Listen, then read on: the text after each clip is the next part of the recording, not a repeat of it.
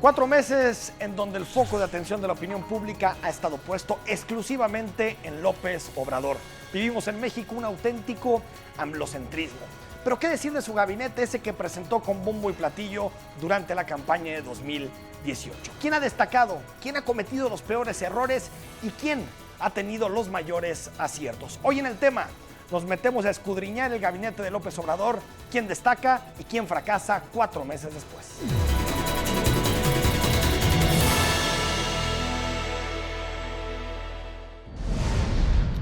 Lo nunca antes visto en la historia de la democracia en México.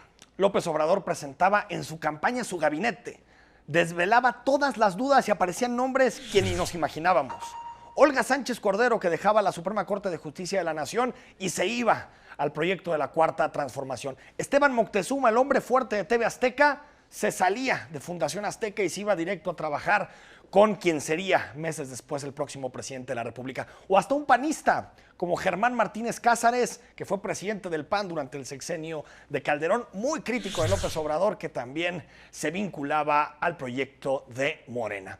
Fue un gabinete que en su momento tranquilizó mucho a los mercados, con solidez en materia de economía y bueno, menos experiencia en otras áreas como por ejemplo los temas energéticos. También quedó claro que la seguridad recaería directamente en las órdenes del presidente, porque apostaba por Alfonso Durazo como un perfil joven y un perfil con poca experiencia en materia de seguridad. Hay que recordar que Durazo fue colaborador muy cercano de Vicente Fox cuando fue presidente del país del 2000 al 2006. También una renovación muy importante en materia de las fuerzas castrenses, porque optaba el presidente no por los cuadros de la aristocracia militar, sino por otros elementos que venían abajo en el escalafón de los militares. Hay que decirlo, un gabinete más pragmático que ideológico. A nombre del Estado mexicano, les ofrezco una disculpa pública por la violación a sus derechos en el marco del uso excesivo de la fuerza, por el que fueron privados de la vida sus hijos.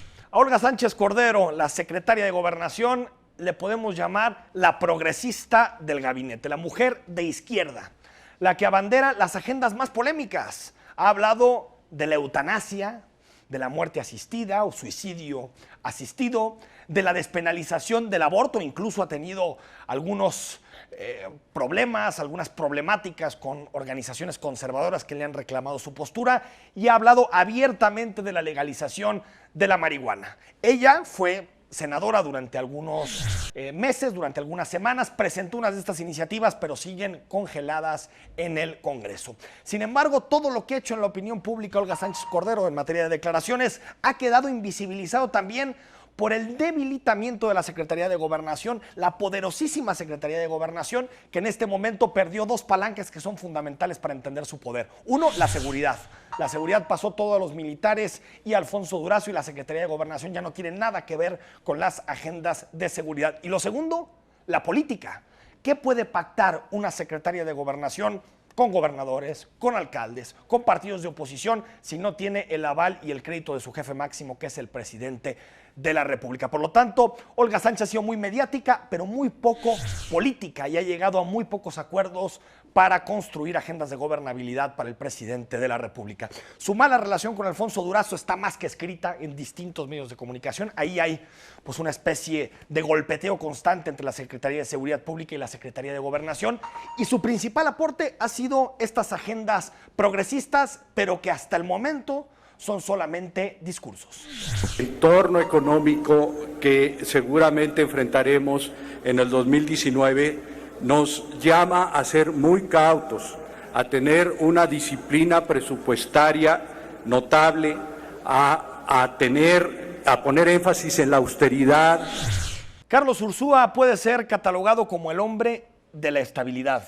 Acompañó a López Obrador como tesorero, como director de finanzas, cuando este fue jefe de gobierno de la Ciudad de México. Su principal reto fue la presentación en diciembre pasado del presupuesto de egresos de la Federación, un monto superior a 5.8 billones de pesos, que en su momento tranquilizó a los inversionistas y a los mercados porque pues, había una cierta correspondencia entre los ingresos que estaba planteando el secretario de Hacienda y los gastos que quería hacer el Estado mexicano. Sin embargo, ha tenido problemáticas en el camino. Por ejemplo, la recaudación. Parece que los 5.2 billones que quiere recaudar el Estado mexicano están muy lejos de cumplirse en términos de expectativas, sobre todo si nos metemos en la idea de que vivimos no solo en México, sino también en Estados Unidos una desaceleración económica. Hay disputas y se mandan mensajes cotidianamente. Alfonso Romo, quien es el jefe de la oficina de la presidencia, y el propio Ursúa, que son las dos cabezas de la hidra en materia económica que tiene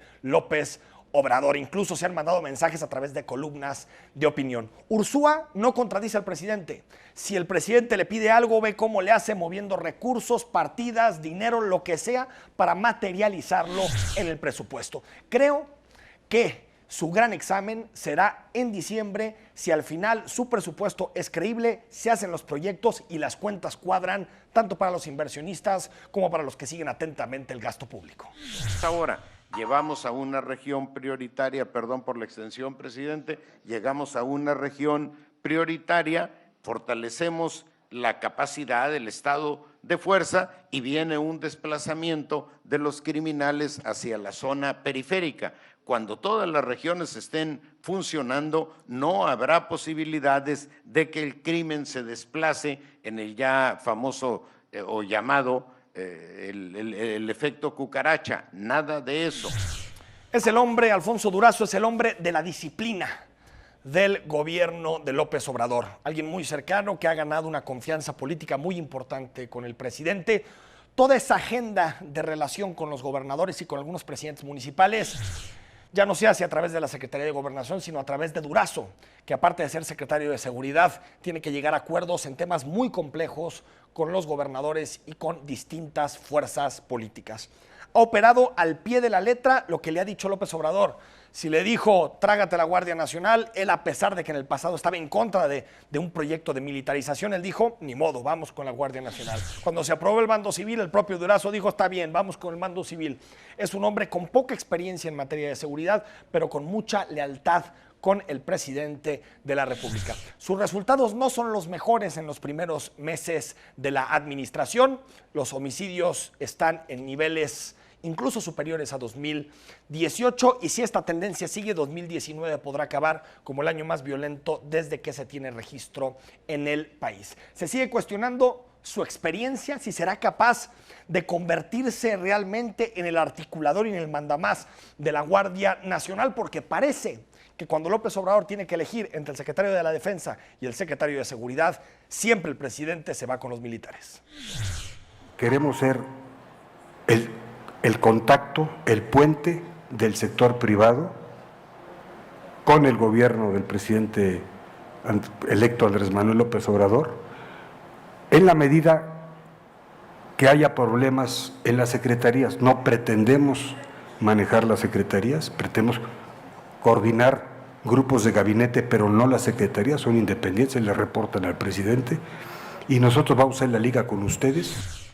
Alfonso Romo lo podemos catalogar con dos palabras: el equilibrista y el renacido. Esas han sido sus dos etapas durante estos 4 meses. Primero, Alfonso Romo quedó liquidado prácticamente en términos políticos cuando no logró remendar la decisión del presidente en el tema del nuevo aeropuerto internacional de la Ciudad de México. Romo había dado su palabra a los empresarios, les había dicho, y a los inversionistas, López Obrador va al final a terminar el aeropuerto en Texcoco.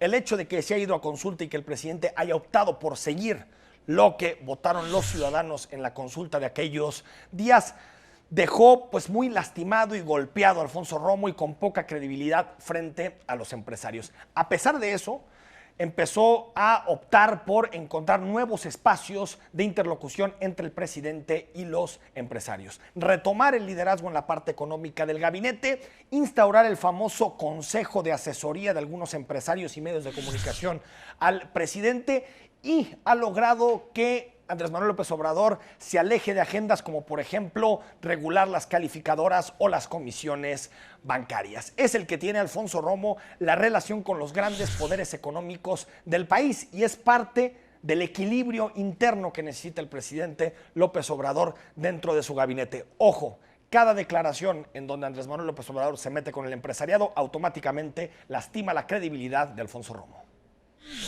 Y no se trata de una medida, digamos, para hacer de la educación algo laxo. Se trata de pensar muy profundamente en las niñas y los niños. Imagínense ustedes si no es ridículo reprobar a un niño porque tiene faltas de asistencia en preescolar. Ahí deberíamos de reprobar a los papás, la mera verdad, a las mamás que no los llevan, pero no a los niños. Y el daño que le puede hacer a un niño ser reprobado es estigmatizarlo por su familia, por sus compañeros, por sus amigos. Esteban Moctezuma tiene que enfrentar la madre de todas las batallas, la reforma educativa propuesta por López Obrador y que en este momento se discute en la Cámara de Diputados y luego pasará al Senado de la República. Debe conciliar entre un gobierno, el de López Obrador, que está sumamente dividido en este tema. Lo que piensan unos y lo que piensan otros sobre la reforma educativa claramente divide al gabinete de López Obrador, divide a Morena y divide incluso a los partidos que acompañaron en la elección a López Obrador.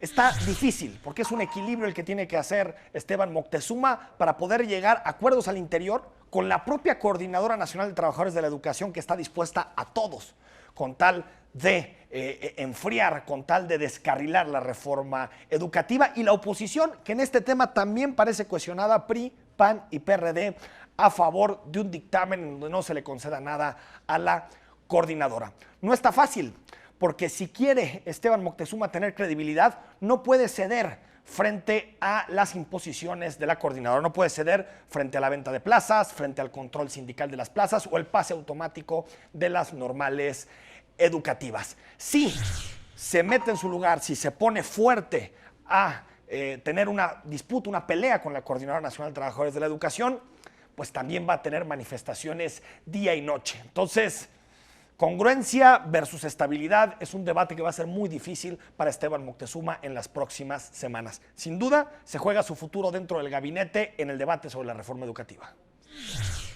Se logró la aceptación de la venta de los 1.800 millones de dólares y la aceptación de los que no quisieron vender sus bonos porque tienen confianza en lo que pasó en el gobierno, aceptaron las modificaciones que nos permitían no asignar el crédito obtenido a la construcción de un aeropuerto en Texcoco, sino es un préstamo al gobierno que está garantizado por a través de Nacional Financiera por la tarifa del aeropuerto. Sin duda, Javier Jiménez Espriu, secretario de Comunicaciones y Transportes, es uno de los perfiles que han tenido menos fortuna en el gabinete de López Obrador. La decisión sobre el nuevo aeropuerto internacional de la Ciudad de México debilitó mucho su posición y también nos hizo ver a un secretario descanchado, con argumentos bastante viejos, difícil a la hora de tratar de justificar las decisiones que estaba tomando el gobierno, y esa mancha, digamos, que tuvo en su momento le ha restado credibilidad para subirse a otras agendas. Ha sido un secretario gris hasta el momento y bastante reactivo a lo que le marcan los medios de comunicación. Hay muchísimas obras de la Secretaría de Comunicaciones y Transportes, por ejemplo, el Tren Maya, Santa Lucía, terminal el tren Toluca-México, la línea 3 del tren eléctrico de Guadalajara, pero a pesar de eso, el secretario ha estado ausente, lejano y con una comunicación que no ha disipado ninguna duda. Entonces la relación es muy compleja, muy amplia, y que su base primordial está dada por el éxito económico de la relación. Es decir, ir en contra de esta relación es muy costoso para México y para Estados Unidos. Marcelo Ebrard ha tenido una trayectoria política propia, fue jefe de gobierno de la Ciudad de México y extrañó cuando López Obrador lo eligió como canciller, es decir, como secretario de Relaciones Exteriores. Extrañó porque todo indicaba que sería secretario de Gobernación para desde esa posición, desde la cartera política, construir una posible candidatura para 2024. Pues no, Marcelo Ebrard salió de la agenda nacional y se fue a abanderar las relaciones exteriores del gobierno de López Obrador. Sigue siendo un candidato para 2024 junto con Claudia Sheinbaum de la Ciudad de México, la jefa de gobierno, o incluso Ricardo Monreal, que también se está postulando para ser el candidato de Morena. Marcelo Ebrard sigue en esa posición, pero ha desaparecido prácticamente de la opinión pública. Ha vuelto por dos temas que aparte no son los más rentables en términos mediáticos. Uno, la carta que envió López Obrador al rey de España y al Papa, en donde le exige una disculpa por los crímenes de la conquista al monarca hispánico y al jerarca de la Iglesia Católica, y los problemas en la relación bilateral con Trump, en particular en el tema migratorio. Es decir, hasta el momento, 4 meses después, no son las mejores noticias en términos políticos para Marcelo Ebrard. Pues el día de hoy inició la licitación para esta refinería para el Project Manager Constructor, cuyo proceso se llevó a cabo por medio de invitación restringida. Así, hoy la cuarta transformación está en marcha y esta obra es del tamaño que nos demanda la patria, es de la dimensión que necesita nuestro pueblo.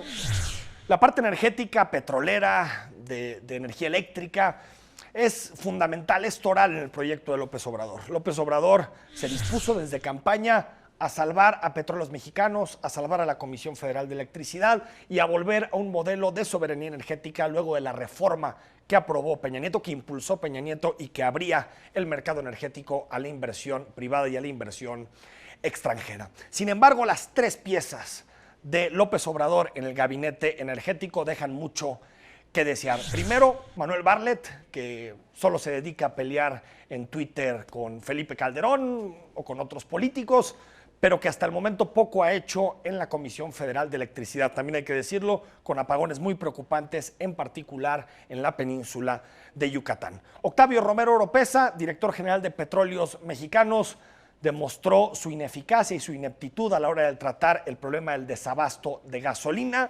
Lo vimos en declaraciones dubitativo, sin las respuestas necesarias y sin un proyecto claro de lo que quiere hacer con Petróleos Mexicanos. Parece más bien un gerente de lo que López Obrador quiere hacer con la empresa productiva del Estado. Y Rocío Nale, también secretaria de Energía, que durante los problemas de desabasto nunca se paró en las zonas afectadas. Posiciones que me parece que son más políticas que técnicas en espacios en donde se debería privilegiar lo técnico.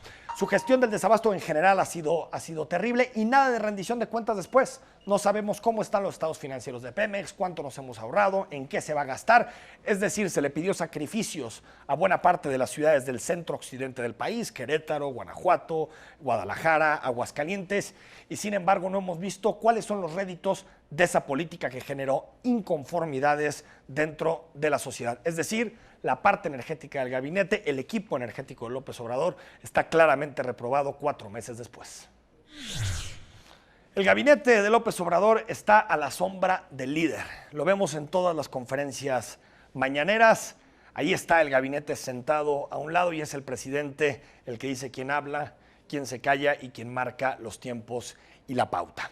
Yo podría decir que la parte económica ha sido la más sólida hasta el momento. Lo que han hecho Ursúa en Hacienda, Graciela Márquez en la Secretaría de Economía, y si vemos la gestión económica en términos generales, el tipo de cambio está estable, la inflación a niveles más bajos de lo que se esperaba, por lo tanto creo que la parte económica del gabinete, que era la que generaba más dudas en el pasado, creo que ha sido la más sólida 4 meses después. Y en definitiva, la parte energética es la que muestra la mayor debilidad. Veremos ahora, a partir de los siguientes meses, cómo la lucha de poder se recrudece al interior del gabinete de López Obrador. ¿Quiénes quieren ser candidatos? ¿Cuáles son los grupos políticos que se fortalecen? Y es indudable que López Obrador en algún momento va a tener que tomar decisiones sobre su gabinete, quién le sirve y quién no le sirve. Sin embargo, López Obrador es un hombre de lealtades, un hombre que premia la lealtad de sus colaboradores y por lo tanto no esperamos cambios súbitos en su gabinete en las próximas semanas. Hasta el momento es un gabinete que se está adaptando a las nuevas responsabilidades, que de pronto no sabe exactamente dónde está parado y que le tendremos que pedir resultados y explicaciones en los próximos meses porque no pueden seguir siempre a la sombra del líder.